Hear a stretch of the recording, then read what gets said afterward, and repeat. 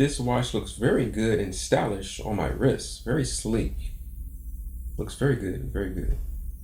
What's good? It's Aalon. Hope you're doing well. Big thanks to Cashmere Timepieces for allowing me to shoot this product ad. I'm all about supporting local businesses and helping them any way that I can.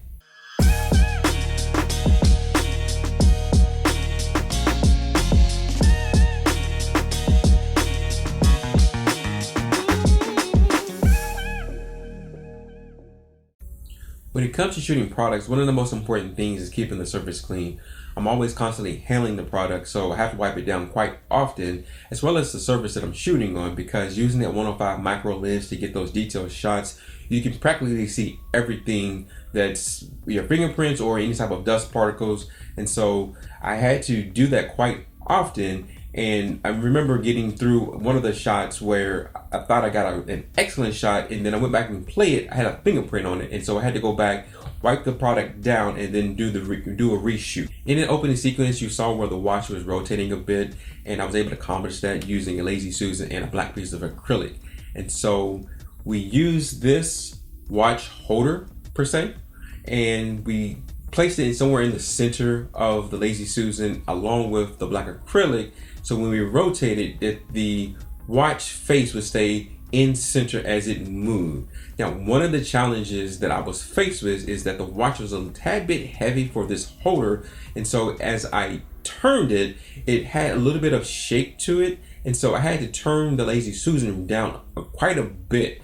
And I was shooting at 60 frames per second. And so being able to go back into post, either speed it up or slow it down, really worked to help me get that shot. And so with my setup, I like to shoot one way where I have one item set up or one of the subjects set up, and then I transition into some of the other shots. And so it helps to speed up on my workflow, so I don't have to transition and tear things down, put it back. And so that worked for me. And so we did a couple of different variations of this setup with the watch facing either different ways or different other ways. So I placed the camera on the tripod, and I'm using the 105 macro lens and having a aperture of 7.1.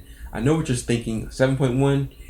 Yes, that is correct, because anything below a 4 with a macro lens and you having it up close, because we wanted to get a lot of shots in detail of the face of the watch. And so that proposed a problem, because you have lots of things in focus and lots of things out of focus, but we wanted the watch in detail all in focus. And so that 7.1 worked very well. Now, bumping it up very high, we did lose some light, but having the aperture 300D over top of the product worked very well. So I wanted to create some movement with some lights while the watch was being stationary. Now, this took a little bit of practice to get it exactly how I wanted it. And so I took one of my light wands and moved the light around the watch to get that cool ring effect. Now, this took some practice, because sometimes I was getting the reflection from the light directly on the face of the watch, and that's not what I was intending to do, but really just get some movement within the face around the edge of the watch. And so I did that several different times with different angles until I felt like I got some really good shots. And so I was really pleased with how this turned out. I even turned the watch sideways and did the same thing and got the reflection from the watch itself, as well as from the reflection of the black acrylic. And I think that turned out really, really, really good. So one of my favorite scenes within the sequence was the lighting effect. And so I used the watch while I was still bound to the drill bit, and found a clamp and placed it into the center of the black acrylic, and used the aperture 300D, the effects settings, and found one that I liked. And it gave you that flickering sensation, and I was able to, in post, I was able to tie that into some of the hits and some of the kicks within the music. And I was very pleased on how that turned out. Like I said, it was one of my favorites, and it was very simple to do. So the watch is water resistant, and it did take a little bit of soaking because it got wet. And so I didn't capture any behind the scenes because my battery died.